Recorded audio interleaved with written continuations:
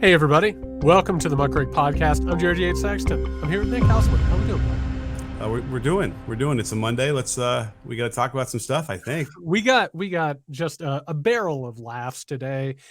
We've got another revelation in the Catholic Church, chronic abuse scandals. We've got the Republicans wanting to bomb Mexico. We've got billionaire donors with gardens full of dictator statues and Nazi memorabilia. I mean, for me, that's a fun day, right? Oh, it's just a murderer's row of things that we all want to talk about, I'm sure. So yeah, Emphasis on murderers. That's exactly right. But we have to start today with the first story here. In Texas, U.S. District Judge Matthew Kacsmaryk, an anti-abortion Trump-appointed judge, has overruled a 23-year approval of a drug that is essential in the medical abortion. He says, quote, "The court does not second guess FDA's decisions making lightly, but in this case, the FDA acquiesced on its legitimate safety concerns based on plainly unsound reasoning."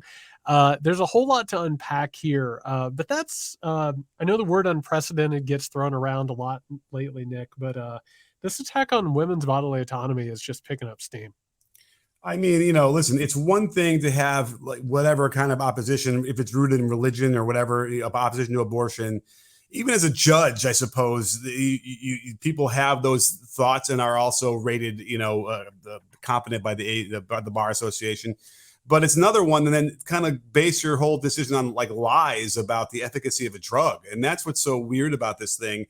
And the bigger picture then will become what's going to become of the FDA, which should have been a body that represented the government in a way that had the best interest of our citizens at heart, and wasn't necessarily influenced by what they're trying to argue. And this is a bigger picture that we have to really worry about as well. Now, listen, I got to be honest. We all know that one of my things is I have to talk about we shouldn't trust institutions, even when we're being told that we should.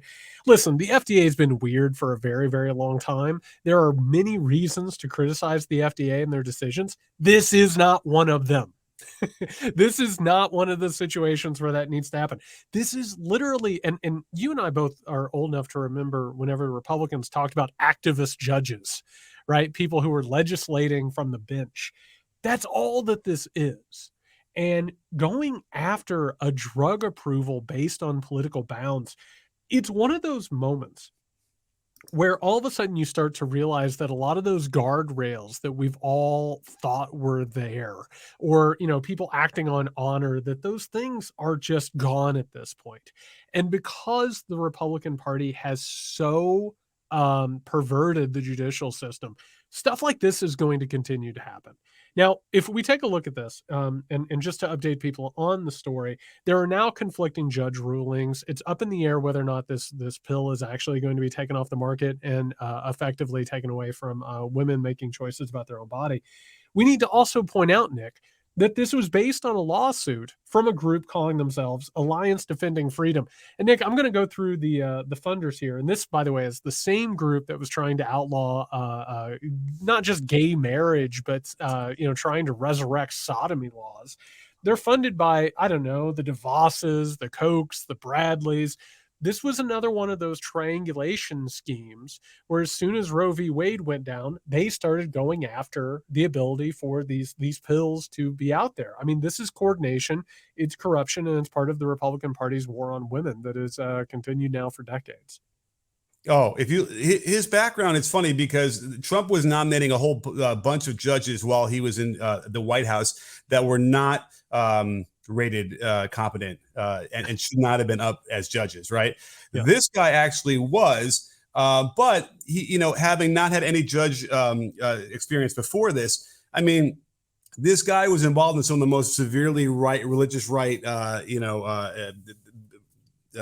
whatever groups that you can imagine. Yeah. And what we call this is, forum shopping. What they did to get this case in front of him in Texas was knowing that the way that Texas works in the geography of the land, if they bring the case in this district, they know it's going to be him versus other areas of the country where you don't know exactly who's going to be the judge. So what you get from that is that they created this case Yep. because they know they're going to get the outcome they want, which kind of, call me crazy, Jared, but I don't think that that's really the intent of our judicial system. Is that, am I off the rails there, or maybe I'm crazy? No, some would even call it a conspiracy. I mean, like, this is the type of shit. And we're going to talk more about Harlan Crow here in a little bit, the billionaire guy who has just paid for, Clarence Thomas to run around the country. This is the kind of thing that happens when you're on a super yacht. You know what I mean? Or whenever you're out and about in Indonesia or checking out the Komodo dragons. Like, this is about coordinating a very specific attack. And watching what has happened here, I mean, it's horrific how much this has not just perverted a system that was already perverted, but also to go ahead and see how the tide is turning on a lot of this. These pills, Nick, they're outlawed in certain places. We even see Walgreens, and we've heard about this for the past couple of months, saying they're not going to carry it even in some states where it's legal because they're caving under the pressure for this. This is, again, in a way that a lot of the Republicans are trying to carry out. There is a hard press against bodily autonomy for women, right? In terms of overturning Roe v. Wade, in terms of passing these restrictions or outright bans. And then there are the soft ones that are happening on the other side. And we're going to look up, unless we take this seriously, we're going to look up, and a woman's right to her entire body is going to be taken away in its entirety. Like, it is absolutely a conspiracy, and it is absolutely a planned attack at trying to go after these people. Exactly. And it's just troubling. It's troubling because the way they'll end up twisting these court cases to whatever ends they want. I mean, it is legislating from the bench, and we remember in the early 2000s how the right was really railing against this because they felt like the liberal judges were doing the same exact thing, which very well, they're probably, from their point of view, is probably a legitimate take on what was going on.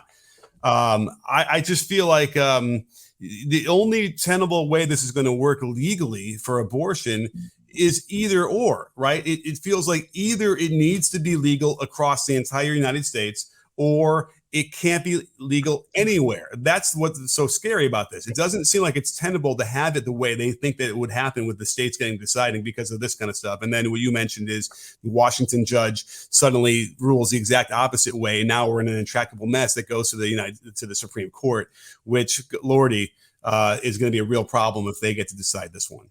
You're exactly right. I mean, a house divided against itself cannot stand. I think somebody said that somewhere along the way.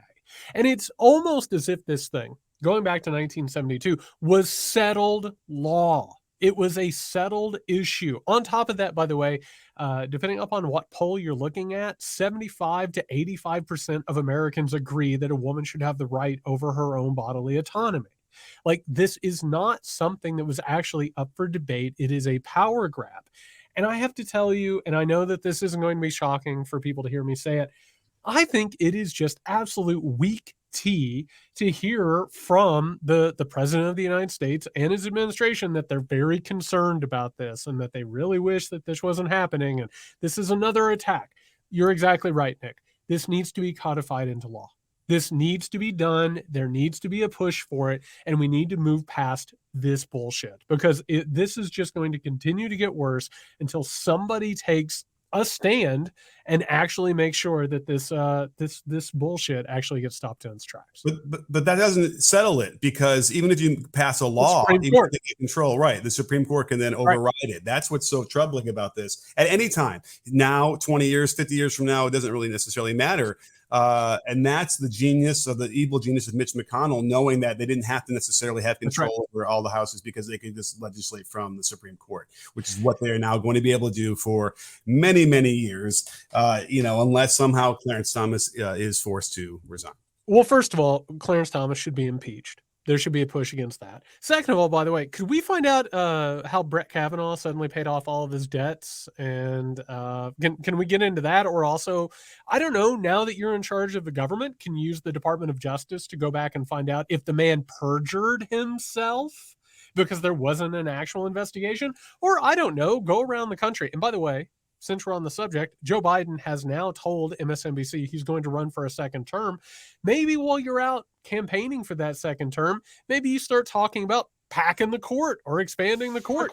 Maybe you start talking about bringing Puerto Rico in or Washington, D.C. as a state. Maybe you start actually playing hardball instead of talking all the time about how concerned you are. Show me how concerned you are. Actually put something on the line. Oh, that would be too scary for someone like Joe Biden to. Too scary. Yeah, because he can't risk it. They don't want to look at anything more than just an extremely moderate, center candidate, and that's why you can't. And by the way, like what we've been arguing this whole time is that he would be able to garner as much, if not more, support by having those positions than this whatever fear he thinks he has of this random, swing voter that might not vote for him because of that. I think that's what's ridiculous. Can we go back for 1 second? Because before I forget, what they're trying to cast aspersions about. Let's see. Mifepristone, I had it, I think that's how you say it, is that it's not safe. And it's like, I looked it up and okay, again, according to the FDA, and this is what they'll say, the FDA is simply lying, but for the longest time, we've had to rely on them, and they have scientists who do this, who would, their careers would be ended if they're going to misuse data. But the bottom line is what they report is that there are 5 deaths per million users of Mifepristone. In comparison, a 2001 study in the Journal of the American Medical Association found that there were about 20 deaths per million users of penicillin. So it's like, what are we doing here? This is not something that's dangerous. And then they've used this for so long. And then we have the data now. It's been for 20 some years. They've been able to use this combination of drugs through this.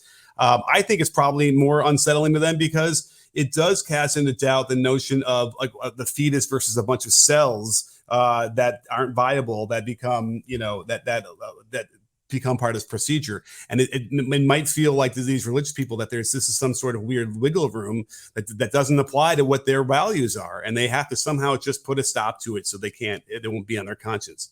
Well, and by the way, we'll get to those religious people here in just a second. But I also want to point out part of this is an aggressive defense against the idea that these abortion bans are going to get worked around by these pills being sent out to people. That's one of the deals here, is the idea that, you may be able to go after people who are carrying out surgical procedures, but if you can take out one of the pills or both of the pills, I'm sure they're probably looking at both of them, that you might be able to go ahead and cut that out without some sort of an interstate act. Going back to the Comstock Act, which is basically what they're going to try and revive, in which they're going to go through people's mail. And by the way, go ahead and give this historical context. That stuff, that was based in the idea that the white race was going to be replaced by minorities, Nick. I mean, I know that's shocking to hear, but that's exactly what all that has been about for a very, very long time. But no, they're trying to wipe that out before they think it's going to be an assault on abortion bans in some of these red states. Yeah. Do we want to get into the head of the judge for a minute again? Because I just did a deep dive and it was kind of just I'm always curious because again, it's one thing to say I'm never gonna get an abortion. My wife's never gonna get an abortion or whatever. And it's another thing to then trying to dictate someone else's autonomy or their own body, right? Correct. That's really where it gets hard.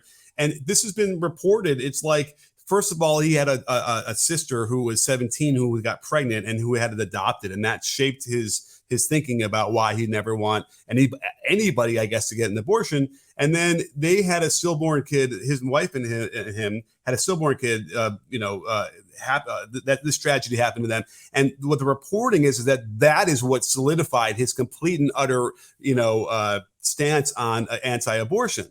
And when you see the language he uses in this decision, like he doesn't use the word fetus, he uses unborn human.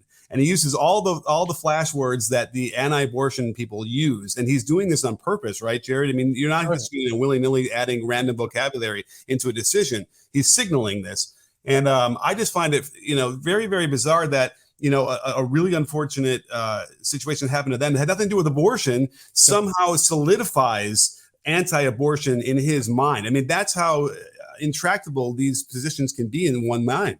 It's stories. It's the story of who you tell yourself that you are. And that goes back to the ideology that I'm always talking about. He has told himself a story about him, his sister, his family, his wife, whatever it is. And now, as a result, it is how he goes ahead and makes sense of how he's taking away other people's rights. And that's whatever it is that helps you sleep at night. That's what it is. By the way, speaking of sleepless nights, Nick, we got to talk about this disturbing story out of Baltimore. Maryland Attorney General Anthony Brown released a 400 plus page report revealing that over the past 60 years, that at least 600 children had been abused by members of the Catholic Church, and that the church itself, surprise, surprise, had been engaged in constant cover-ups. Nick, can we hear from Attorney General Anthony Brown? We learned is that the incontrovertible history uncovered by this investigation is one of pervasive, pernicious, and persistent abuse by priests and other archdiocese personnel. It's also a history of repeated cover-up of that abuse by the Catholic Church hierarchy. That is terrible. And if you look at this report, I spent some time poring over it. At least 156 members of the Baltimore Archdiocese carried out this abuse. One of them, a priest named Frederick Date, apparently abused 26 boys with the knowledge of the Catholic Church, who counseled him continually on how to avoid the consequences of his actions, to cover the thing up, how to manipulate lawyers and investigations. Nick, I have more to say about this, but I have to imagine that you're joining me in sheer horror here. I mean, it just kind of makes me wonder, because we're talking about the solution. What would the solution be? I don't understand how the Catholic Church is kind of like it's still in business. And I use that term in business because that's sort of what they are anyway, with the way they are able to, how rich they are, I guess is the point. And it's so frustrating because it's a joke, right? This was a joke for a long time. Oh, the cat priests, whatever. And people would, joke about it despite how the horrors of what it really stood for. But I think the reason why it was used as a punchline for a long time was that we didn't really know. It was like maybe a little bit here or there on the outskirts or something that this is systemic. This is not just Baltimore. This is not just Boston. This is across the entire world. And that's what's so horrifying about this thing. So I don't see how the Catholic Church should be allowed to be in existence at this point. Well, there's a couple of things to jump off on here. One, I want to say that any of our listeners who are Catholic, this has nothing to do with you. This isn't about people who hold this faith or this religion within themselves. We're talking about an institution of power. And if you take a look, and one of the things I found writing the Midnight Kingdom was just how many abuses have been carried out by these institutions of power, right? And I mean, not just abuse, but I'm talking about torture. I'm talking about murder. I'm talking about genocide. And eventually what happens, and I want to be very, very clear here, because I think this is a serious subject and I feel pretty seriously about it. I want to say something which I haven't said on a show and I haven't talked about in discussing these things. I'm a survivor of sexual abuse, and I know a lot of people who are, and I know that there are people left and right who have dealt with this their entire lives. And these abuses have been covered up as a matter of power, right? This has been done in order to protect people who are putting the fates of other people to the side to ensure that they can continue to keep money and influence and affluence. And meanwhile, I'll tell you what, Nick, this is what pisses me off the most.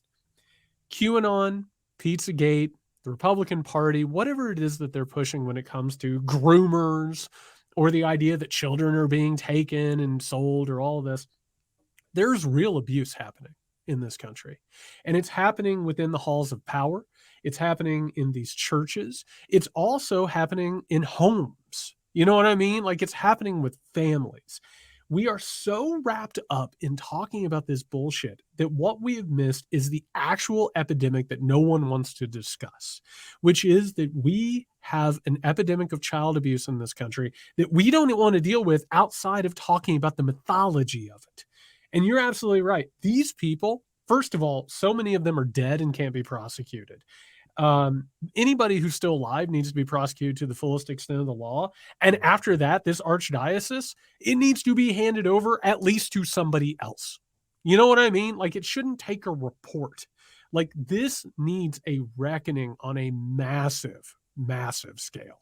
And it's just head scratching that it's been allowed to get to this point.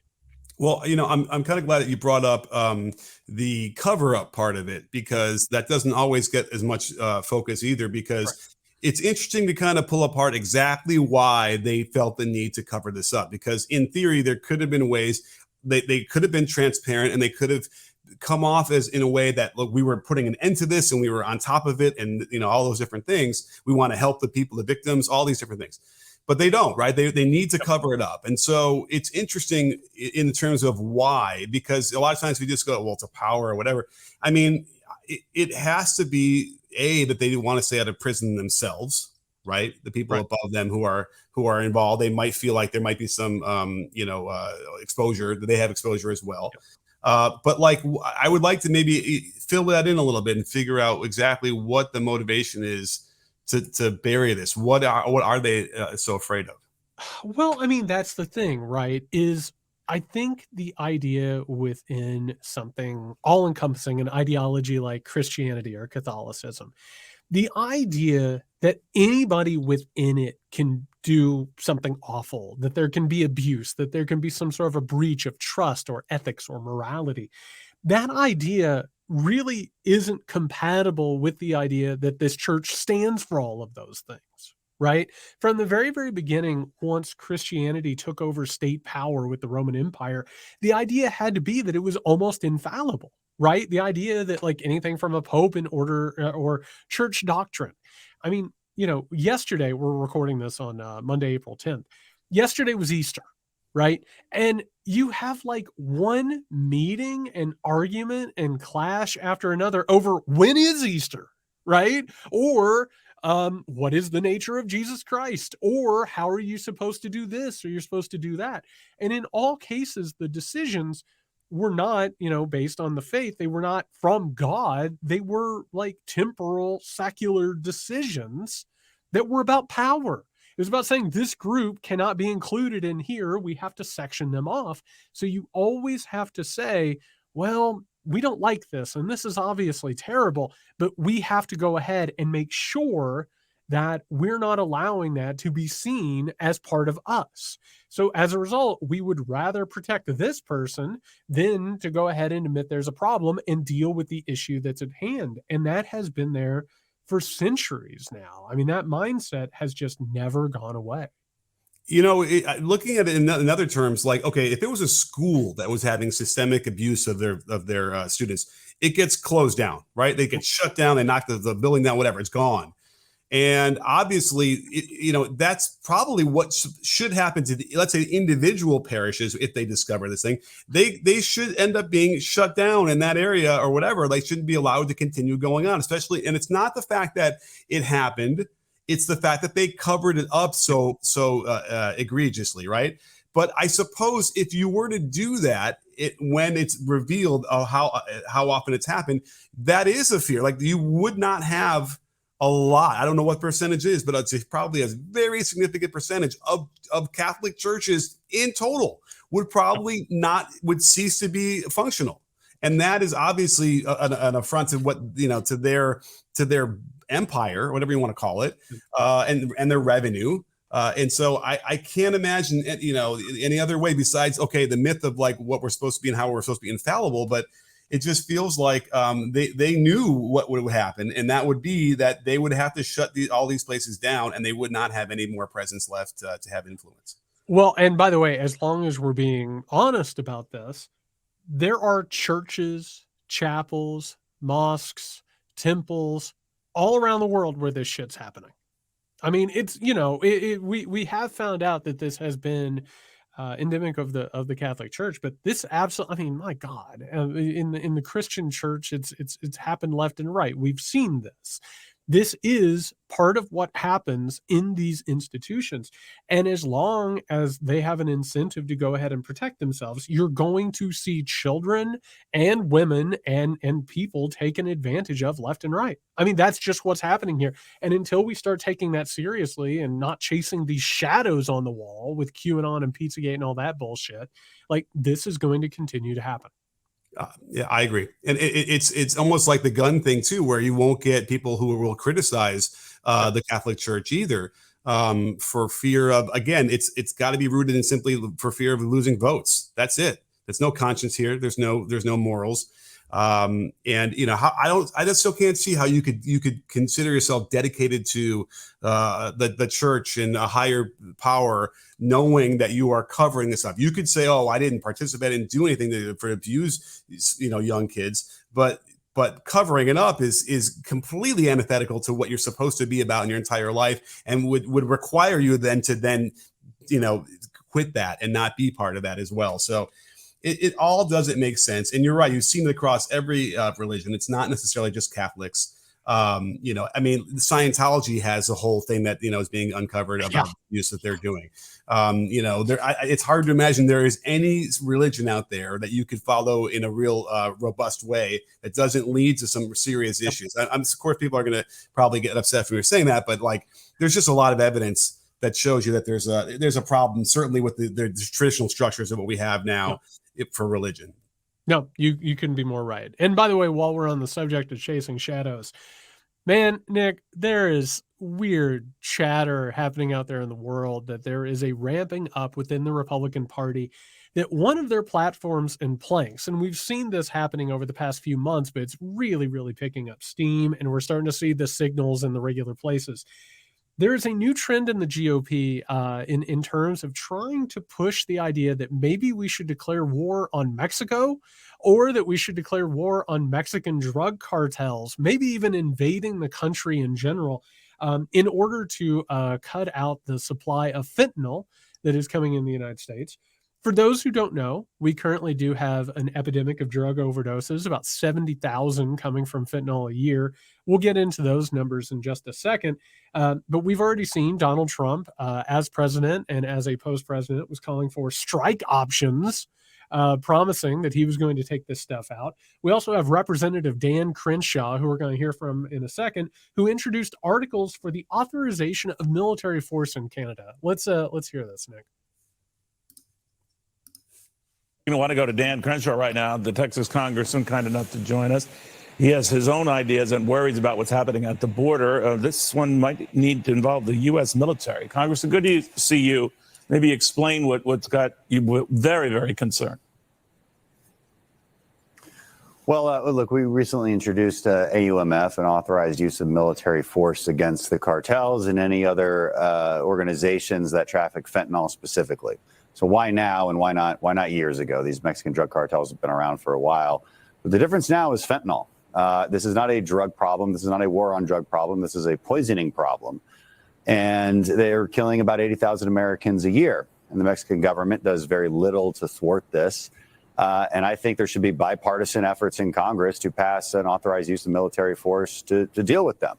If anything, that simply gives our president more leverage when trying to get the Mexican government to do its job. And that's its job on thwarting immigration, which the cartels also control, and thwarting fentanyl coming north across our border and killing American citizens.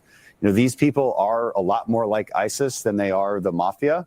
You recently saw Man, I'll tell you what, Nick, that sounds great, but it's weird that the Republican Party didn't care about hundreds of thousands of people dying of COVID. And by the way, if we're just going to start invading drug cartels, I don't know. How about we go after the opioid production? Why don't we go after pharma? It's weird. I have thoughts on why this is happening and what it means. What are your initial reactions? Well, I mean, of course, we're talking about unilateral attack on a neighboring sovereign nation.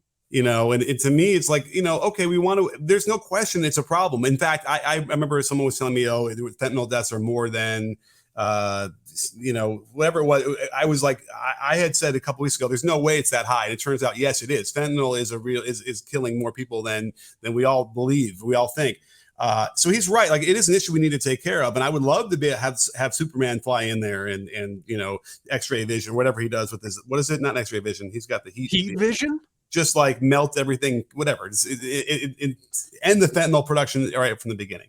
But it seems to me that if you're going to do this, you need to do this in cooperation with the Mexican government. That's just how it would need to be done somehow. Well, yeah, but then you wouldn't be the United States of America flexing its muscles. I mean, that's part of the issue here. I want to say, first of all, if you want to stop a drug trade, if you want to stop overdoses, why don't you make the quality of life better in the United States of America?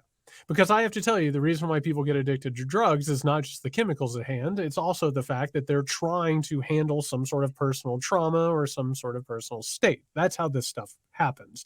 There's a reason why the war on drugs doesn't work, and it was a joke from the very beginning. Also, if you don't want Mexico having to deal with drug cartels instead of just bombing or machine gunning them to death, maybe you should go ahead and make sure that, people in the global south aren't having like destabilizing political situations and economic situations. That might help. I got to tell you though, I got a weird feeling that there's a couple of reasons this is happening. One is because the Republican Party has been scapegoating Mexico and immigrants for years and years and years. They see this as a winning political issue. But also, Nick, there's something weird that happens whenever you have the beginnings of a new Cold War.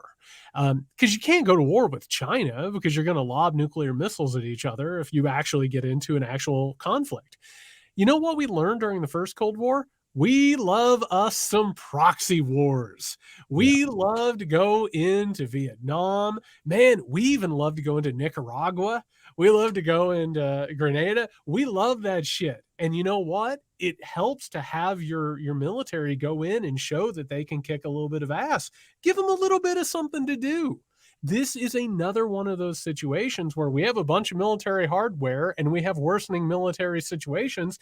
They want to go ahead and kick the tires and light the fires. That's what this is about. It's not about actually taking care of fentanyl. It's going ahead and finding a reason to do what they want to do in the first place. Yeah, I agree. That makes a lot of sense as well, because there's always the itchy trigger fingers. We're not in Afghanistan anymore. Where's the next one? That's right. Yes. Need some more contracts to get signed. The fentanyl thing in particular, and you read these heartbreaking stories of these kids who are dying, and there's a really awful, and I will acknowledge that this is an awful take and it's cynical, but it's like what you end up hearing is that it's like I wanted my kid to be able to do heroin in peace. I want them to do opioids without the fear of having fentanyl that's going to kill them, despite the fact that what they are doing with those drugs are going to kill them anyway, or would probably kill them. And that's another interesting, weird whole take on this thing that no one is really talking about either, which goes back to your point, which is we need to help people stop doing these kind of drugs in the beginning, or to get off of these kind of drugs in the beginning, so they're not faced with those kind of decisions.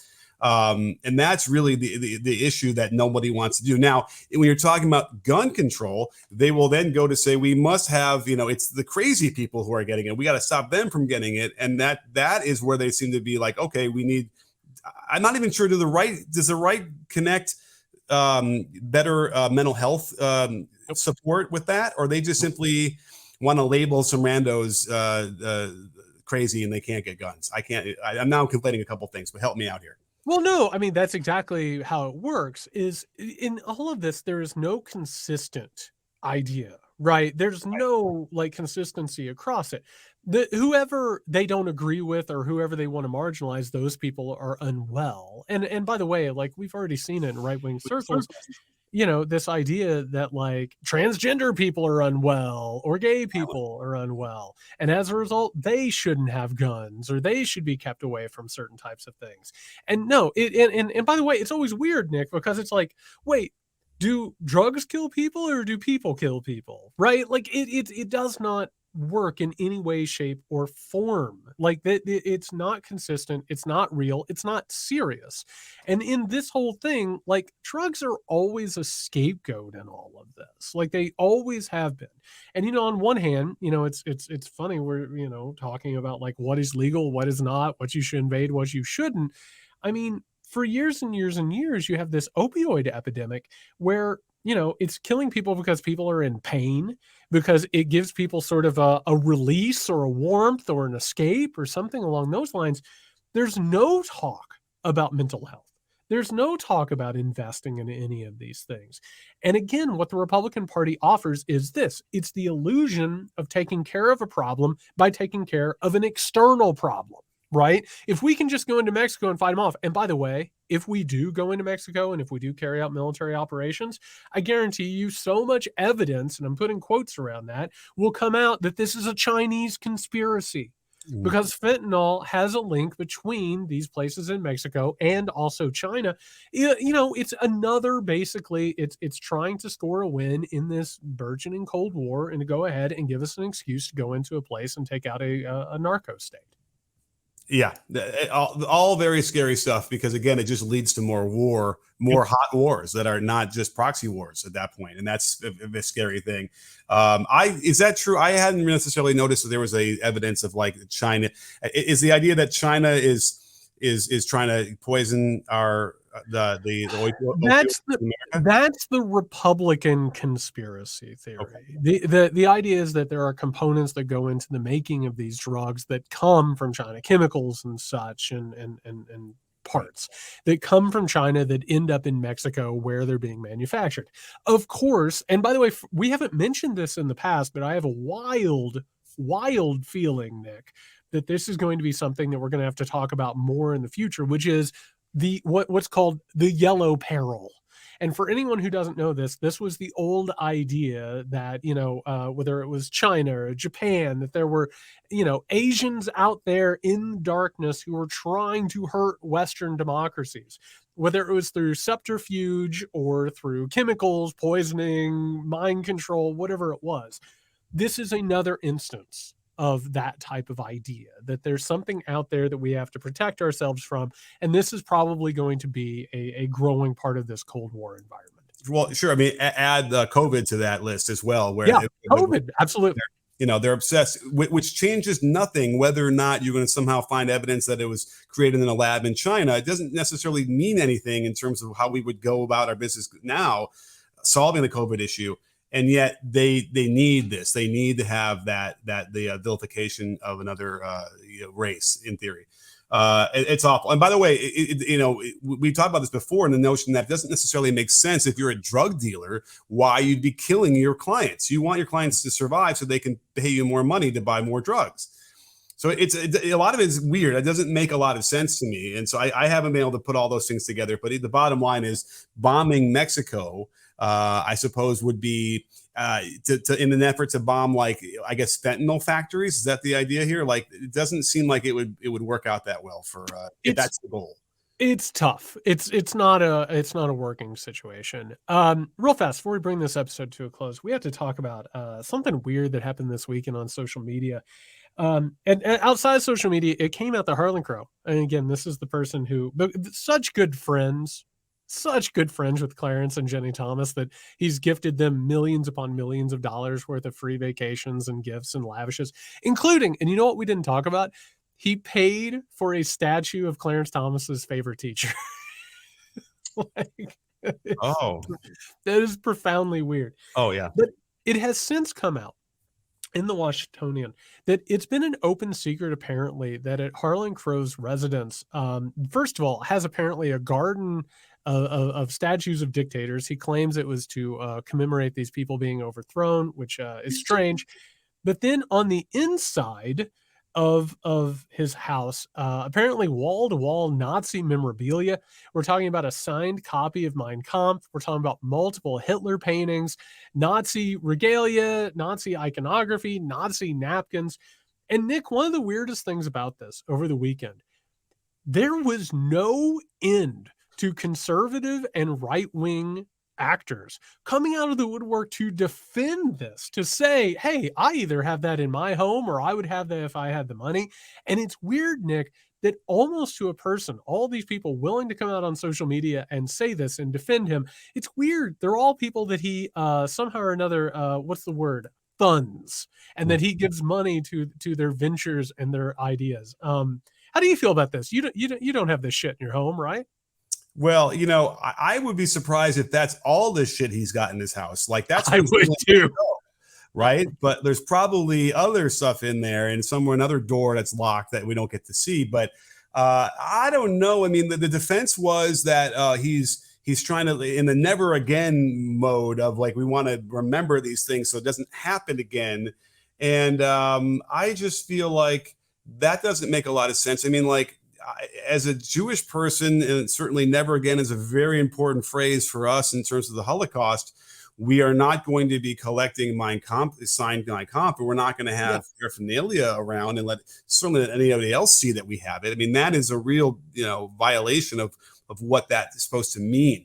So yes, it's a real problem, and it's even more amazing that you're going to have people. You should probably just sit it out, and if you like the dude and whatever, just sit it out, man. There's no reason to get out there in public and start defending the guy like you are. I always tell people, some people have reached out to me in the past and they've been like, do you have any advice when it comes to social media? And I'm like, yeah, here's my piece of advice. You don't have to post everything. Why in the world do you think this is a good idea? Even if you agree with him, it's just stupid to come out and be like, oh yeah, if I had that type of money. I saw one guy, I don't know if you saw this. I wish I knew who it was. He was like, listen, the problem here is that when you have that much money, it's hard to spend. So you just end up getting some weird stuff. And it's like, yeah, that's a great excuse. That's awesome, because that's what I would be doing if I had that level of money. But what it comes down to at the end of the day is that I think that these people, and Harlan Crow can tell himself whatever he wants about why he has this stuff, right? It's historical value or whatever. But really what it comes down to is, even if they want to sit there and say that they hate this stuff, they're attracted to it.